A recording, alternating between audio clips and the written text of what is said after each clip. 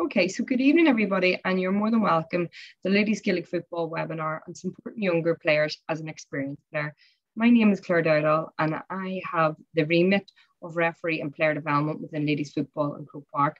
And I'm delighted to have Jennifer Higgins with us tonight. Jenny plays her football with Roscommon, and I'll not say how long you've been playing now at this stage, Jennifer. I've actually forgotten myself now at this stage. I was trying to think, there was 13 or 14 or 12, I'm not sure. Something like that. You can share that with them yourself. Jenny has loads of experience in, I would imagine, both being the younger player first and on the panel, and now being an experienced player on both county and club, and how we can support them players coming through. So Jennifer, thanks very much for joining us, and you're welcome. So if you want to maybe add something to yourself or introduce there. Thanks, Claire. No, I suppose, look, you kind of said it all there, but yeah, I definitely have the experienced player side of things in the most recent years, but I've also been a younger player once, and I suppose I surround myself with a lot of younger players, and I've done quite a lot of coaching with the Roscommon underage team. So I've seen, a lot of those younger players I would have coached are now playing. So I guess I'm very much for supporting younger players, and I think it's something that we need to start, I suppose, focus on more in the game as well, and focus on more as management teams too. So yeah, delighted to be on board for tonight. Yeah, and hopefully we'll cover all of that this evening as we go on. So our aims are really basic, guys. We want to explore the obstacles for underage players joining an adult team, because from a player and coaching perspective, it's one that we're often asked, and Jenny's a teacher there as well. So she, as you say, she's a lot of experience in working around that age group, and the trouble that sometimes getting them to come in the changing room door is, sometimes it's the silliest reasons that stops them. So exploring the role of the younger player in the team. So what do they bring to the team, and how we can encourage them. Exploring the role of the adult player, exploring the role of the coach. And a big one, key ways to communicate and be the link between the team, the younger adult and the coach. And we're going to just finish up with a few tips on building a good team environment in and around your squad, which is also really important to create the right environment. So just to set the scene for us, just to start it off, we're going to do a little poll, and it's just so we can sort of see what audience we have in tonight. So it's really easy. What is your role within your team at the minute if you're on this webinar tonight? Are you a team captain? Are you a coach? Are you an underage player yourself? Or are you an adult player? Just let us know. We'll know what sort of mix we have. It's like a bit of everything. Yeah, that's cool. Yeah. So that's good. Everybody's on, and you can see there. I'll just share the results with you.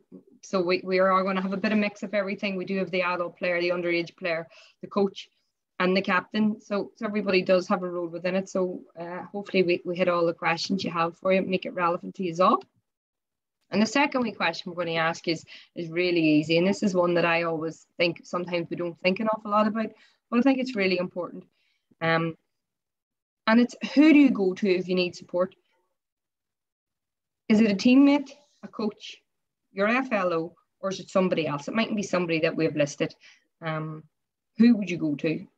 And I found this really interesting because I suppose 2019, 2018, we sort of did a player welfare survey for clubs, and anybody could fill it in. And we sort of asked that question at the time.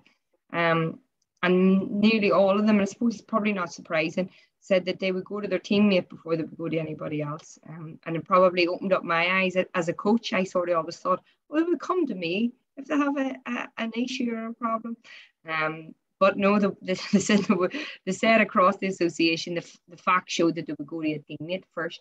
So it's about trying to create that your teammates or people in the association have that tools if they're going to go to it, and when to share and when not to. So not much of a difference here. Jenny, 67 would go with a teammate. Only the 17 with a coach and 17 with the FLO. So what about you, Jenny? Who would you go to if you felt like I would say teammates all the time. Yeah, definitely teammates. And you usually have kind of one or two more experienced players that you kind of can rely on, or that will give you good advice. So yeah, definitely teammates as well. So I think that's important, that we give teammates a bit of time maybe to be able to bond, to have that. If people, that's who people turn to. And then within our coaching or team structure, we don't even give them any time to actually spend it with each other. It's maybe something we should be thinking about. Okay.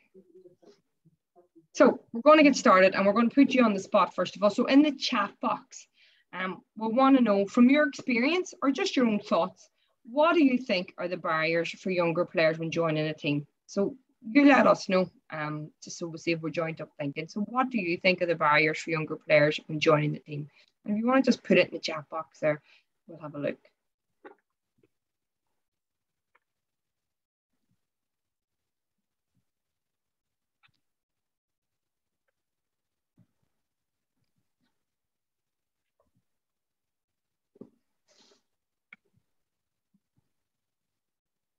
There's a couple typing now. If you want to just drop it in, what do you think the barriers for younger players are when joining a team?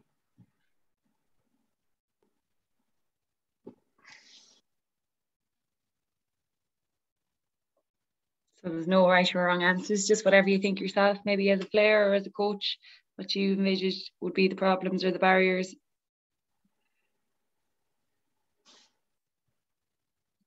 Somebody's put in the Q&A here. Yeah, that's a brilliant one. Intimidated by older players and shyness. Jenny, you work in a school environment. Would you see that often? Yeah, like definitely. I think, you know, it's something that you might, as you get to know the younger players more, maybe at the start of the year, that intimidation is definitely there. And it's actually a word that would have flashed up and on several teams where older players or experienced players are kind of deemed intimidating when they first come in. But it's only as they get to know them that they realise that they're all the one, and they've all been a young player once. And then the younger player, as they get more comfortable, will actually say to your face that you seem intimidating when they first came in. So I guess it's just for an older player too to note that and kind of be conscious of that and go the extra mile to make sure that they kind of go out with their way. Yeah, and there's another, the younger player being shy, when they get to know the players, they get used to it. So that's really, Sandra's just reiterating what you said, I think. Yeah. Once they get used to it, but I suppose the barrier is getting them across that door. And I think a lot of it will go down to confidence. Yeah, for sure. And if they're too shy, sometimes that might actually stop them from even entering the gym or entering the pitch, where they mightn't actually even take the opportunity. They mightn't stay around long enough to get used to it. So I suppose that's what you want to try and prevent from happening. And there's I suppose there's other ones here. We've touched there on confidence and intimidation and shy, but what even if lifts?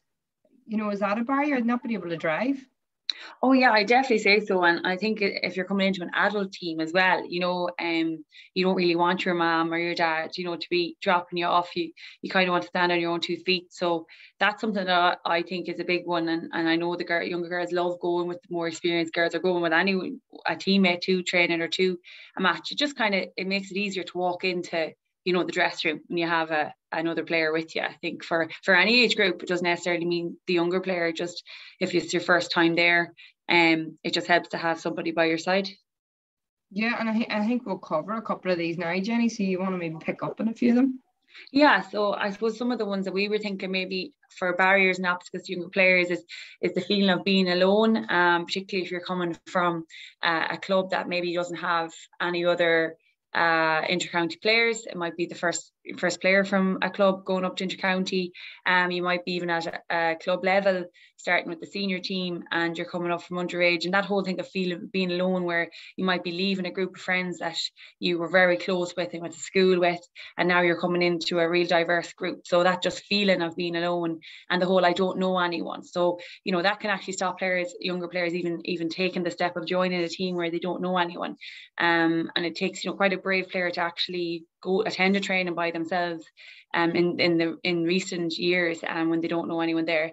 Intimidation would be a word, but it's not necessarily on purpose. It's just maybe there's high standards within a squad, and the player might feel like they're not good enough. And that's, again, it's the word feeling there, like they are good enough, but they just feel like they're not.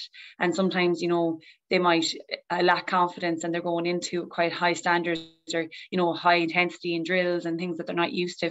And they're intimidated by that, and it might just turn them off, or it might just turn them away. In ladies football in recent years, strength and conditioning has become huge. But with strength and conditioning, of course, it's quite complex, and you know, not everyone has S&C coaches. They might just have a program to follow, and that can turn a lot of girls off, where they don't bother going to the gym, or they don't bother doing the S&C because they actually feel like they don't know what they're doing there. They might never stepped in a gym before. They might know what an RDL is, or they might know what a deadlift is, or how to do it. And they don't want to look silly in a gym. If you know how they might feel in a gym is that they look silly not knowing how to do it. So that's a huge barrier too, for younger players when they're joining a team. The whole balance, and now I suppose this is for every player really joining a team, but balance in life, school, college and football. So like they already have busy lives at home and in school, and then they're trying to maybe play college football as well as county football and club football and or school football as well. And you know, everything gets very busy and very hectic. So it might be a huge obstacle for them, where they just say enough's enough, I can't do it all, or I can't take on all of this. And then I suppose with ladies football, it's a very positive in recent years is there is a newfound media presence there as well, and it could be just something that younger players might find a bit daunting, you know. So, you know, with match reports and with things being on social media and seeing their faces and things at a very young age when they're not used to it can be quite overwhelming. So they're just some of the barriers and obstacles that we would have kind of thought might be there for the younger players when joining a team.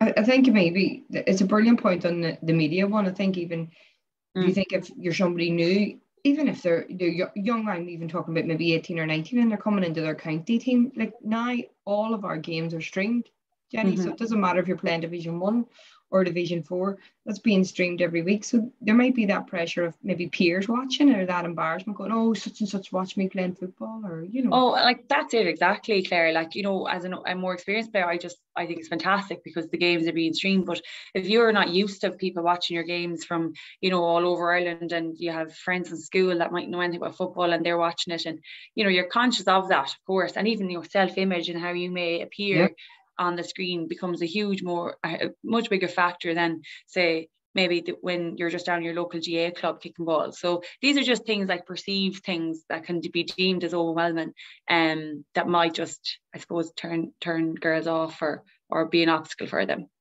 And it's about, I suppose, as we think, trying to maybe overcome them obstacles. So I thought this was a really good point as well that we had sort of highlighted. Yeah, so here, yeah, it's brilliant. It's that whole, like, you know, when the underage squads, the younger players as they come up, they're used to probably being the best players on their squads. And I know particularly smaller counties, like, you know, even like Roscommon says, you know, you might have one or two absolute stars, and you know, they're coming up now, and they're used to being so like number one picked all the time, and now they have to fight for a position, and it can impact their confidence. Or, you know, they're used to maybe you know, marking someone their own age, and now they're marking someone a little bit older that might just kind of, you know, be a lot tougher, and they just might lack confidence there. And it's that whole, you know, big fish in a small pond when you're at underage squad, and then when you come up to senior, you kind of feel like, again, it's that perceived feeling that you're a small fish now in a big pond. So yeah, I definitely think that sometimes can just really play on girls' confidence. I think even as well, you know, they would probably be very used to, Jenny, if you were, you know, you're one of the best players in your team, there's an air of confidence around you. You know, you're probably the real chatty one in the changing room as well. And, you know, really out there, probably leading out in the pitch and maybe being a bit more vocal. And, you know, you're really safe. It's a real safe place for you. And then the next minute you're up in the senior team and you're not the best. And maybe you've been the best at under 8, under 10, under 12, under 14, 16. And now all of a sudden there's all these people, you know, somebody's taking the ball off you, and as you say, you might be number 17 or 18 and you've never been a sub in your life. And it's maybe a wee bit of building that bit of resilience at that early stage as well, to say, look, sometimes you have to dig in to get where you want to go. Yeah, completely. I totally agree. Resilience is the key thing there too. Like that, you know, especially if they're a star at underage, they might be used to winning every single ball, and then all of a sudden now someone's coming out with it, and like it might only be one ball they lose, and that's the only one that they remember, because they're not used to that. And it's just building that resilience, I suppose, has to be considered as well as they're joining a squad. And maybe watching out to see, look, has that got them down that they lost 3 balls there today? You know, is that wee one's head down, going out the gate, maybe? I'm not just keeping an eye out on that. Exactly. So hopefully we're going to talk you through some of the roles that people have in and around it. And one of them is the role of a coach.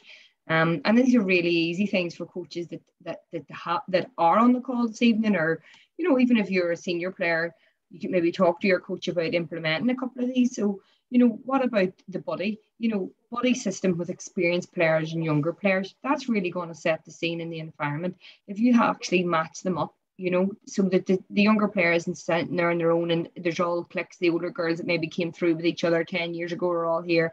The girls that came through with each other 5 years and 4 years. And if you have a buddy and somebody showing them the role, they're able to connect with them one-on-one away from the crowd, and makes them feel really included. Speak with experienced players and give them a player to look out for. So you can do this maybe without the younger players knowing as well. You know, you would have 5 or 6, maybe 7 or 8 in a team that have been there a long time, and you pull them in and you say, look, can you look after Claire? She's coming in here. And can you look after Sinead? And can you just keep an eye on them? Maybe send them a text after a training session and say, how are you getting on? How are you finding it? So they feel really included. And setting up environments for bonding. So setting up opportunities outside of the pitch, even if it's 10 minutes or a cup of tea after training, that you're setting up them environments that they come in and have a cup of tea after training and have a chat. And I love this one, and this is one Jenny was quite keen on, and it's the gym sessions together in mixed groups. And I just think it's so, if you have a young player coming through, as a coach, you have to remember that they probably don't have that experience in the gym. You know, the only thing maybe they've seen is they might look at a YouTube clip, and especially if they're worried about language, they've been handed a program, a 6 weeks program, and the next minute RDL's on it, and they're like, and plank and front squat or body weight, and they're just having a clue what the lingo means and being able to have, they're not, most people, as you know, sometimes if you're coaching in the gym, say, right, these all understand, and if everybody's there in a group, they're all going to go, yeah. And I can guarantee you the young ones haven't a clue, but they're not going to turn around in front of the senior players, in front of everybody, and say, oh, I actually don't know what an RDL is. So if they have a mixed group and they have a senior player that the body with that goes through the gym program with, and they're able to say, Jenny, I'm not too sure what that is. Will you show me? Or what is that? What do you call that one? Or, and you're able to make sure that they're getting through their sessions, and especially the S&C together. And we already touched on the traveling together where possible. You know, the coach can set that environment up to ensure that they feel supported. And I think that's the big thing, that they feel welcome, that the doors are jarred for them and it's opened. So that when they take that step in, they feel safe. And usually if they get that social connection with 1 or 2 from the start, it makes it easier. And then their wee personalities come out and they feel like they are a part of it. And I think that's what it's about, making them feel they're a part of it. And Jenny, if you want to talk about the experience of a player, like an experienced player has to bring to it, and what they can bring to it, it's not just up to the coach. Yeah, I guess just to follow on from that, Claire, I suppose the one that stood out for me there as well was, you know, about asking a experienced player to look out for a younger player, and it's something that one of my best coaches that I ever had did as well. That, you know, he'd ring you before sessions and just say, like, so will you just keep an eye on such a one tonight, and it started off that, you know, you were doing it because, okay, you have to do what the coach asked you to do, but then it actually starts becoming a norm and a culture, and it doesn't have to be asked of you anymore because you're used to just checking on people. And it wasn't just 1 or 2, you know, you had maybe 8 or 9 kind of looking out, and then, like I said, it does become a norm. So I suppose in terms of the experienced player then, and some things that kind of run through my head, I suppose, when I be thinking, you know, especially at the start of a season when everyone is new and everyone's fresh and there's a little bit of shyness and nerves there, is something as simple as sitting beside the younger player in a dressing room, you know, or like that in the gym, that you actually go beside them and just chat to them, you know, break the nerves and break the ice and introduce yourself, and just kind of be that person, just chit chat, how was your day, you know, things like that, just kind of settle the nerves as they're in the dressing room for the first time. And then follow that on to drills as well, just being in the group for drills, so that they, you know, maybe you lead the drill you're at the front of the line and you're kind of turning around saying, this is what you have to do, because, you know, a bit like the gym session, they mightn't just grasp it that quick. It might be the first time they've ever done, you know, this shooting drill, and there's been thrown in and it's such high intensity that, you know, just having somebody there like that might whisper in their ear, like, yeah, go to the red cone after you finish. Like that's like small little things, but they're huge, like when you're starting off with a team. And that whole thing of invite them. So like as an experienced player, like, you know, you have to take the role there and be like, okay, well, I know what it's like to be that person starting off. So invite them to your gym sessions, text them and say, look, I'm going to the gym at 5 o'clock Monday evening if you want to come along, or put it up in the group, or, you know, if there's one or two that particularly want to target, maybe text them individually. Same with travel together. Like, you know, if you know that you're passing maybe somebody's house, or you're close to somebody, just say, do you want to jump in with me? You know, like, again, it breaks the ice of that walking into the dressing room by yourself, or your mom or your dad having to drop you off, and that feeling of being alone and being scared and not knowing anybody. Plus, it's a great time for bonding too, you know, like the car bands and the traveling, like that's some of the best memories that we have together. Like, even just at the weekend, actually, I got a new car, and we were having a great laugh about the stories that we had in the old car and going to matches, and I won't even repeat kind of the carry on to go on, but like that, you know, they were great memories traveling to games together, and it builds great friendships too. Also just check in with them regularly. I think that goes on to, like, you know, just dropping them a text. Maybe they had a bad training session and you know their heads are down, just giving them a text, be like, look, keep the head up, you're back in training Tuesday night, and you know, you can make up for it. Or, you know, maybe it's just something like, I seen you were down at training tonight, is everything okay off the pitch? Because that's something to remember too, you know. The best teams, the best cultures, it's not just about the player and their performance, it's also about getting to know the person off the pitch, and getting to know, you know, what's going on in their lives. Let them know you're there for them. That's something so small. Just even text them, be like, anything at all, you know, drop me a message if you're not sure on anything. If you're talking to them face to face, just letting them know that you're there, and that no question is a silly question. And then that goes to getting to know them outside the pitch. So again, getting to know the person, asking them questions like, you know, what are you studying in college? You know, how many brothers and sisters do you have? Like, what club are you from? All this kind of stuff. Just getting to know them outside the pitch. And while it might just make it easier for the younger player joining, it'll actually build a great team culture and a great bond within the squad, and so everyone benefits from it. So they're just some of the things, I suppose, for experienced players, some of the little things that you can do that really aren't that big of an effort, and that can make a huge difference to a younger player coming into the squad. Yeah, there's two real things that really jumped out at me there when you were talking, and I suppose I sort of give a wee smile. And the first one was probably just that sitting down, and people, it's hard to underestimate sitting down beside somebody in the changing room and not asking them about football, you know. Ask them something about their life, or, you know, what's the crack. You're getting that bit of banter, but they feel like a part of it, you know. And you say it could be as simple of, what are you studying at school, or what's your favorite TV show, or did you watch this week?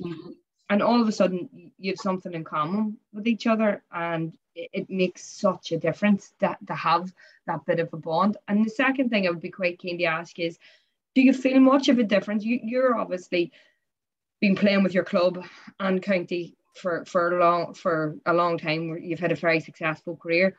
Do you feel it different, or a different responsibility from the county setup to the club setup? Yeah, I guess my situation is quite strange, because I just recently transferred club.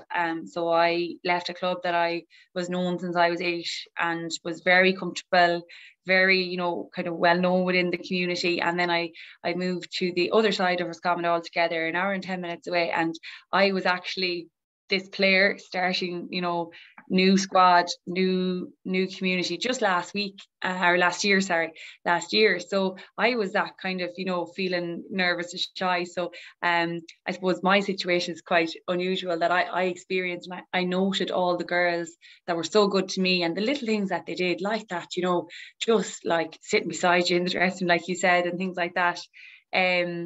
And made me feel so welcoming, and like, you never forget those things. So my club experience is a little bit different, but I do feel a bit of responsibility as a senior county player now, and I kind of was placed into a role of responsibility quite young. Like, I think I was captain of Roscommon at 21 or something like that. So I was always placed in kind of as an experienced player. Like, people think I've been playing forever, so I always feel a bit of responsibility to be that outlet, I suppose, for the younger players coming in. And I'd like to think that I was.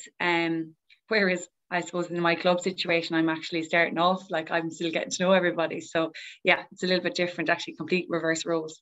And it's such a different concept from being the newbie. Like, as you said, you've been in your own club since you were 8, And then all of a sudden, you probably are needing these people to repay the kindness that you have over the years. That, you know, somebody sit beside me or be my partner, even that, like, that's a big one. We probably didn't even touch about that. Even just being, you know, being your partner for a warm up or for a drill. You know, when people say get into twos and you're looking around like it's your first day at school again.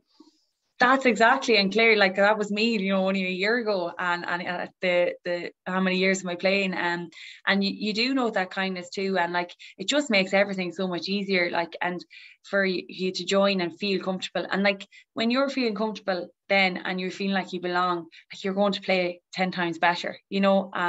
And I think as well it just kind of shows the character within squads. And the great thing about ladies football is that there are girls on squads that do know these things, and everybody has been that player once, whether it is at my age or whether it's starting off from an underage younger player. You know, everyone's been that player where they feel like the small fish in the big pond. And yeah, I definitely think it's something that like other players do note and experienced players would be conscious of.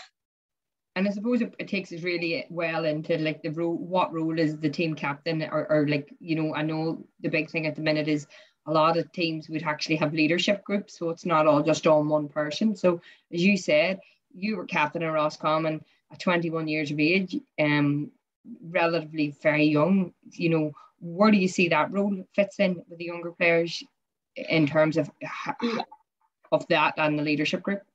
Yeah, I think the role of team captain in recent years probably isn't as huge as it was in previous years. A lot of it goes down to leadership groups now, and it's not, which I think is a good thing. You know, it's not just one person that's expected to take up these roles and to be that kind of support. I think, you know, there's leadership groups and they may not be necessarily picked, you know, you mightn't have an actual call a leadership group, but there usually is a group of people that are your leaders, you know, your out and out leaders that just, you know, they just lead by example on and off the pitch. And I think like the role of the captain would always be, you know, to be there for them younger players coming in, and also to kind of have a word in the older players, the experienced players' ears, to be like, hey, you know, make sure you keep an eye out for that girl tonight, or pair up with this one for the group, or, you know, just even like to speak with the other leaders on the squad, and to maybe say like there's 5 new girls joining the squad tonight, will you make sure that they're not left on their own, will you chat with them before training and after training, just make them feel like they belong. But the role of team captain would have the like sort of bonding and stuff sort of fell on your would you have felt the responsibility to maybe create a bit of team bonding or to do some defence or do some things like that being the team captain, Jenny? Yeah, well, as being the team captain, like definitely I felt a huge responsibility to organise bonding events outside of the football pitch. So, you know, even nights out, which is the great way to get to know everybody, or like day trips away, or, you know, we even organised a team holiday one year, and things like that, I suppose, that just build that whole feeling of belonging. And I think that the role of team captain, like, that's why they're placed in these responsibilities or these roles, is because they just do that naturally. You know, a lot of them just do that naturally, and they should be conscious of team bonding for everyone. And in my experience, you know, every captain, thankfully, that I've had always took that on board and always was very conscious of the team bonding as well, and making a real friendly and open environment for everybody. And I think if we can do that, it's half the battle. You know, I think the captain and the leadership group have to look at that. And I think it's a wee bit of looking back and reflecting and going, are we welcome in here? Or there has to be a wee bit of realism as well. Like if you're losing, if younger players don't want to come into your team, I think you have to sort of have a look and go, why do they want to come in here? What do we need to do to make our 15, 16, 17-year-olds want to come in and play with our adult team? Where do we need to change? How do we need to make our environment more open?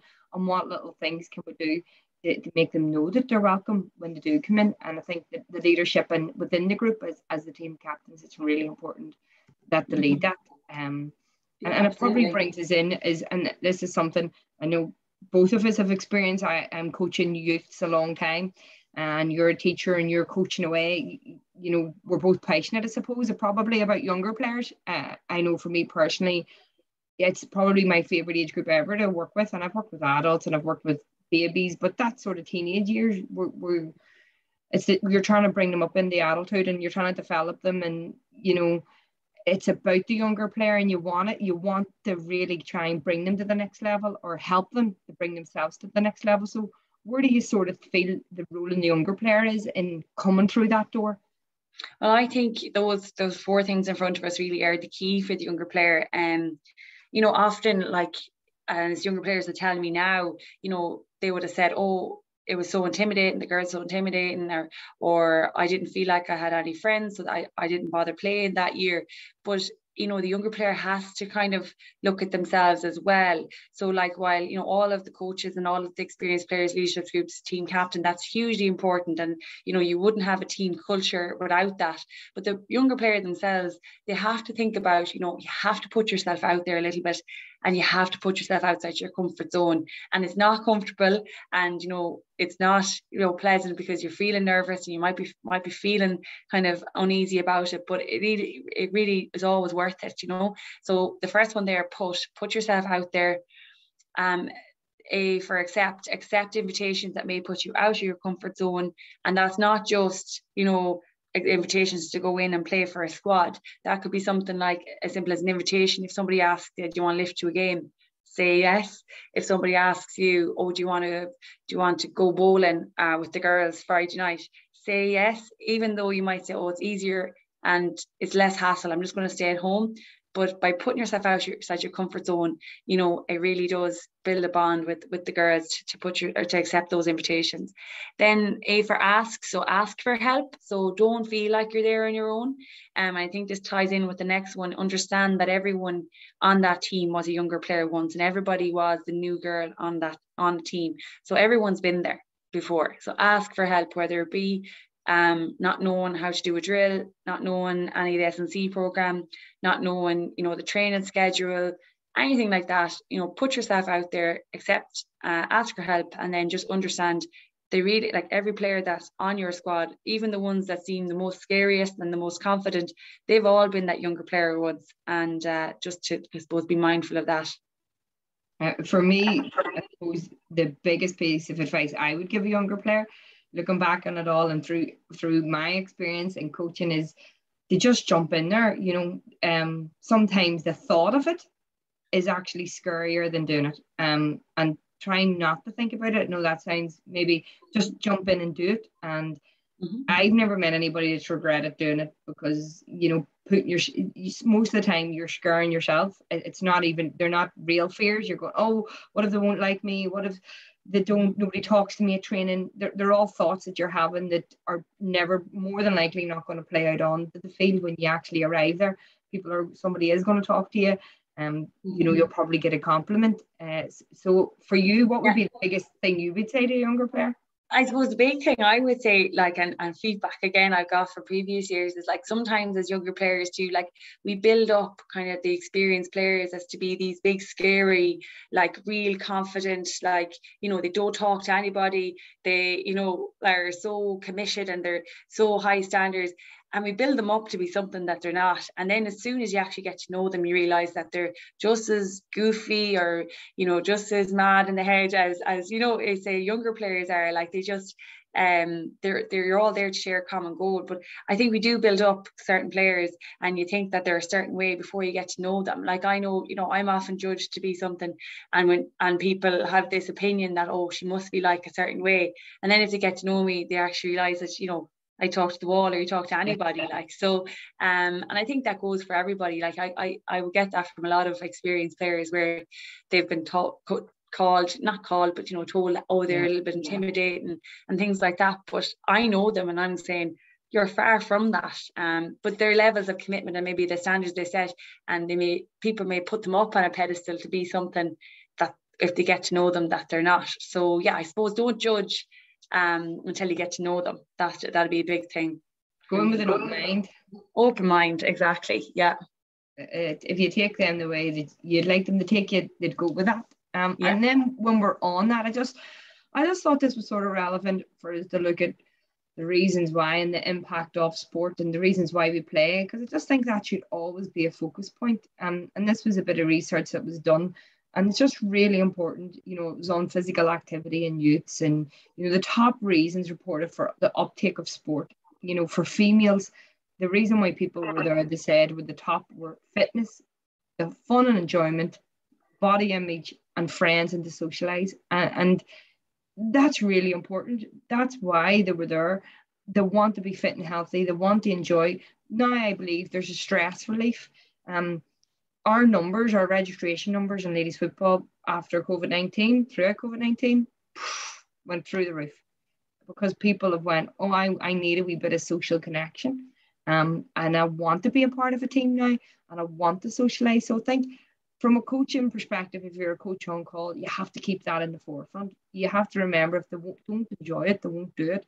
And it probably brings us to the biggest reasons why they drop out. And for females, it's other commitments and schoolwork. You know, that's what they give it list as number one. So how can you make your training something that they want to fit in when they're doing their time management? How can they balance it? How can you maybe be like, okay, you can miss training tonight. It's no big deal. They can say a lack of interest. And again, I think that would maybe go down to the coaching, or took up too much time, or it's too expensive. That's the top 4 reasons rated. And for me and my own thing, at this time of the year, I'm back out coaching. I'm coaching our club under 16s. They're out playing with the schools at the minute. They're flat out with the schools. We're tipping away. We've no fixture list out yet. We're just tipping away once a week just to keep everybody in together. But I've had parents text me saying, Claire, we have this on for school. They've played this school game. They've had this match, or they've this homework. And I always just text back saying, it's no problem. Remember, it's February, it's January. Relax. Tell them I'll see them next week. Tell them not to worry about club training at the minute. It's nowhere. We don't even have a set of fixtures. And for me, that's me trying to balance it out for the kids, to keep them involved, and for them to know that they can walk back in the door without being judged, because it's supposed to be a fun and an enjoying environment for them. And later on in the year, I will expect them to be a training, but I'll always balance it out with what's going on in their lives. And I just think, especially at this time of the year, for me, it's not really important. There's so much on with schools and school teams. Like, you would know at the minute, Jenny, your own school team, I'm sure you're flat out. Yeah, no, like I'm actually primary, so my little ones don't play too much, but I do know exactly what you're talking about, because I see, you know, especially the club girls actually, and we're back with club now, and some of them are playing underage county, some of them are playing schools. There's playing schools camogie, soccer, Gaelic, and you know, they're just being pulled left, right, and centre. And I think it does take a really good coach to kind of say, look, you don't need to be with us tonight. Take the night off, because sometimes that night off can actually be the making of them, you know, that they have a rest. And I think that goes down to, again, the coach getting to know the person as well as the player too, because, you know, you'll know their schedule, and if you have a genuine interest in them, you get to know them outside of the pitch, and you'll know their schedule, and you'll say to yourself, right, I want these playing in June at their best, and if they keep going the way they're going to be burnt out by June, or not playing at all. So it's in your own interest, I guess, to kind of to just be mindful of their training schedules as well. It's huge at that age. Definitely for the young ones. And sometimes, and I suppose we'll maybe touch on it a bit in the communication, but I think sometimes the younger players, Jenny, are afraid to say, I know, and the girls, that's my experience. Boys will tell you, you'll be coaching a lads, and I've coached boys the whole way up as well. And they'll rock up and they'll tell you, Claire, I did this, and this. There's no way I'm running tonight. No way. And a girl might have did 3 sessions that day and mightn't even lift her head to tell you. So I just think they're definitely communicate slightly different as well. Yeah, I think so. I think that the girls will have the session done before they even whisper to you that they even had a game that day, you know. And I think that, again, goes a lot down to the management teams to be mindful again, and think of that player, and to ask them, get to know them, to ask them what they've been doing, and not to be flogging them when they don't need to be flogged, you know, if they've had a game that day, and getting to know them and see, like, okay, will they benefit from this running session tonight, you know. Yeah, it's keeping on the ball on top of the girls. I think sometimes you obviously will have the girls that will tell you everything, but you have the girls who maybe are flogging themselves, and they're so, I think, especially trying to come into a senior team, they're so keen to maybe get a starting place or to get a role that they mightn't tell you that they have an ache or a pain, or that they've already played a game that day. And you might be thinking, as a coach or even as a senior player, she looks tired today, but like, sure, why? But they might have already had a really tough session or a game the night before, or you just wouldn't know. And I think that's actually what often happens, Claire, is it's only when the player breaks down. And I've seen this in club and county and college level and school level, where, you know, some of your best players, and they pull up from training with a strained hamstring or something like that. And the coach after the session will say, when the damage is done, was that at you before? And then she'll go, well, yeah, it was sore the last couple of days, but nothing has been said. And it's to try and prevent that from happening. And, you know, I'm sure so many players, if any players listening has been in that situation, I know I've been in it myself, you know, you just want to keep going and going, but it's actually take somebody to pull you out. I think a lot of girls have this sense of not wanting to let anybody down, and I think that probably comes into the communication that we're going to talk now, and that's why I want to talk about it now. But like we often say, what is communication? It sounds so easy, because it's the act of expressing our ideas, information, knowledge, thoughts and feelings, as well as understanding what is expressed by others. The communication process involves both sending and receiving messages and can take many forms.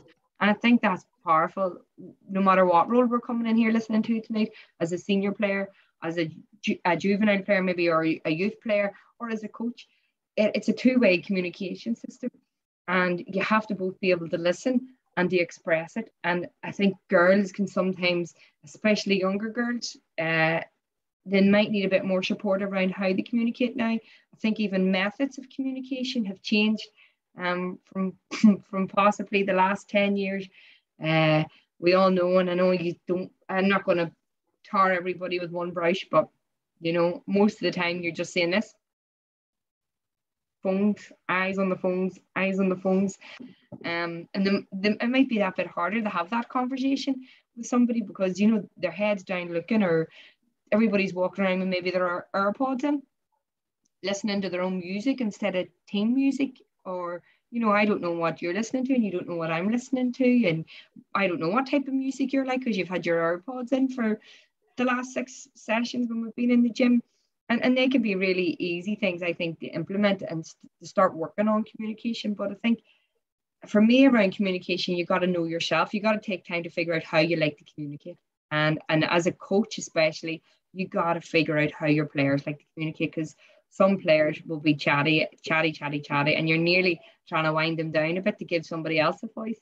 And other players just won't want to, you know, they won't want to get into that chatting, you know, they're very quiet. When they say 1 or 2 words, you really have to listen, because they've said it. Some of them might like to, and especially now, they don't want to communicate over the phone, maybe just want to send a text message.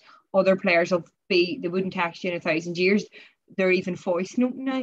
You know, they wouldn't even send a text message, they're voice noting away whatever they have to say. But you have to work out how you like to communicate, and your coach has to really figure out it as well. And all players will have different preference and their own style. Not all players like to be the centre of attention. So you have to be mindful of the quieter players and the more introvert players, and how you bring them around or how you include them. And I think it all comes down to creating that right environment.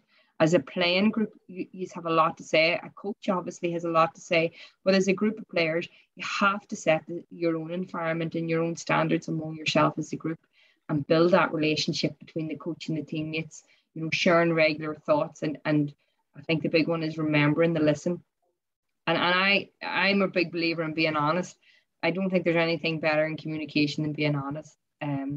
I think if you create trust and you have honest feedback, and somebody asks you questions, even though sometimes it can be really difficult, you know, you mightn't want to be honest. It might be easier not to be honest, but I think if you create a culture of people being honest and open, it actually is better and suited for the team in the long run. That, you know, people feel comfortable to communicate and say what they have to say.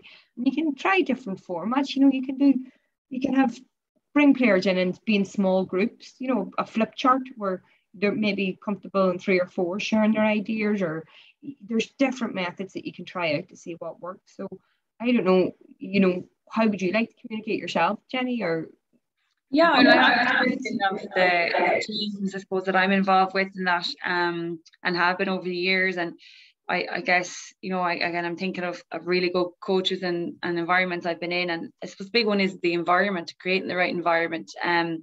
you know, I'll communicate perfectly fine if it's open communication, you feel comfortable.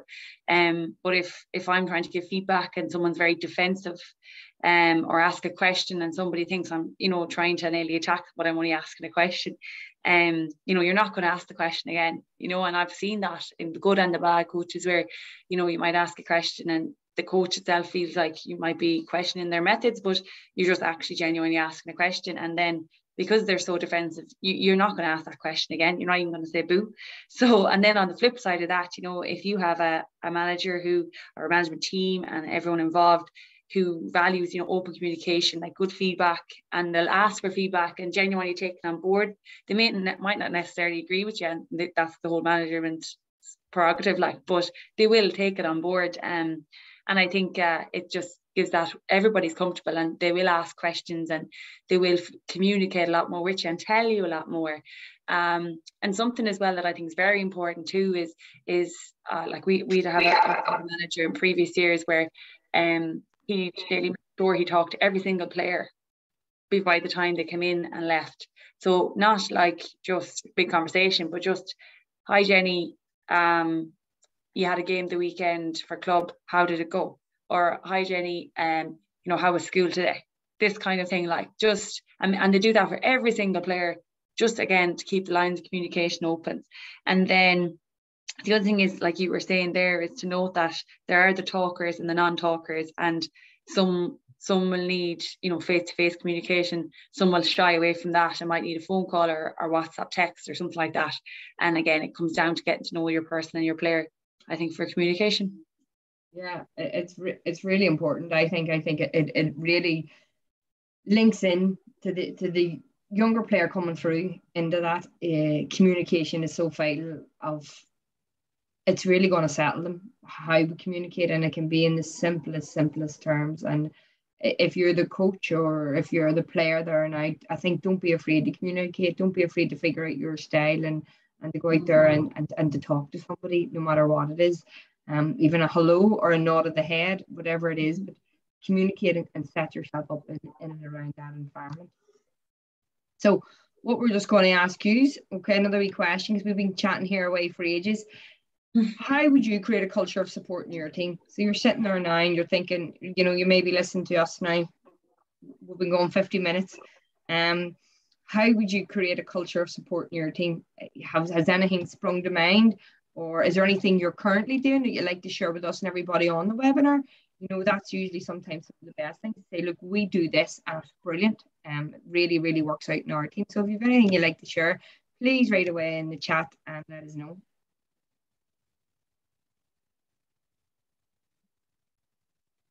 Let's see who comes in first. You get a virtual prize. Virtual high five. Yeah. But you know, how will you, or how do you? I think that's it. Sometimes some people have great wee ideas of things to do to create a culture of support in and around their team that you don't even think about. And I think sometimes you don't even realize you're doing it. Sometimes, you know, creating that culture, sometimes just the kind of right people involved. Yeah, it's natural. Sometimes it just naturally happens and comes in and around. It doesn't take much effort because it's just some people's personality as well, I think. To be, you know, sometimes you have people on your team that are just like that, really look out for people, and especially younger ones, or you have a really good FLO. You know, I don't know if you've ever experienced a really good female liaison officer that's really there trying to support it in and around the team as well. Yeah, no, we definitely would have them, but I suppose often they're on the management team, like, or, you know, they're involved in it. So again, it's the whole management team creating the culture. Yeah, in and around it. I suppose maximising performance through team culture. So, like, the reason why it is so important, team culture, is you want to keep people playing and involved, but it also means that when your back's against the wall, you know, you all know you're going to be there and support each other. That you're in it with each other, and that can be more powerful than anything. If everybody's driving to the same goal, it can you really feel like you're in it with a person beside you, and it can give you that extra 5% or 10%. So I think it's really important, and it's important for, you know, peer support, that you're doing it with each other. There's nothing better then having that, even training there. If anybody remembered during that lockdown, people like doing training programs on your own and doing your runs. And, it wasn't the same. All the county teams, even all the club teams, they were buzzing to get in beside each other, even when it was, first of all, non-contact. They were absolutely buzzing just to have someone to do that run with, or it's somebody to be in the trenches with, I think, and dig the hole with you. But the culture of the team is determined by the behaviour of its members. And I think that's really important. To talk about the All Blacks, they say better people make better All Blacks. And that's what the culture that the All Blacks had. And look how famous they were and how they maximised their culture to be a better team. And I just always loved that quote for me. That's the All Blacks quote. Better people make better All Blacks. They were saying the better we are as people, as humans, the kinder we are, the more supportive we are with each other, the way we look out for each other, we're going to be better All Blacks. And some of the tightest teams I've played in, it's because you turn out to be best friends. You would do anything for the person beside you, and you can't beat that bond. You really, really can't. It's so special. And high performance team promote a culture of honesty. And somewhere that you mentioned, Jenny, about being able to ask a question in a safe environment. That you feel like your opinion's valued.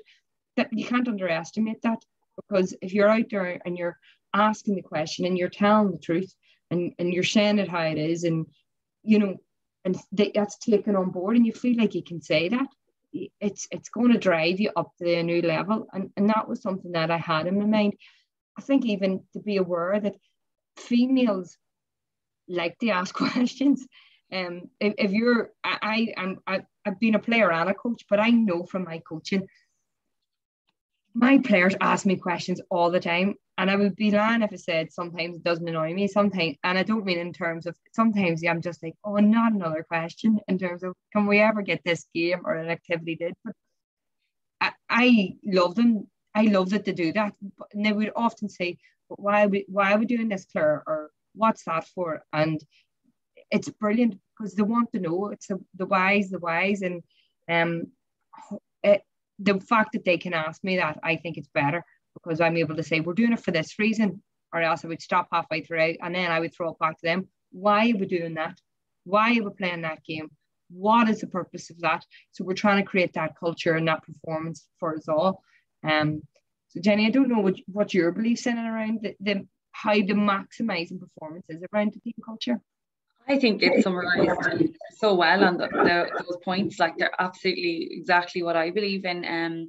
Big one there, the better people make better All Blacks, or better people make better players. And like, that's something that, again, when I think about best coaches I've had, like, they get you involved, being involved in things outside of sport, like, doing underage coaching, going to schools, helping out in the community, like promoting those kind of things in your culture. They all have a knock-on effect. Plus, they'll also support bonding for your younger and your more experienced player by, I suppose, being role models in your community and showing like how you can create a culture, both with experienced players and with youth.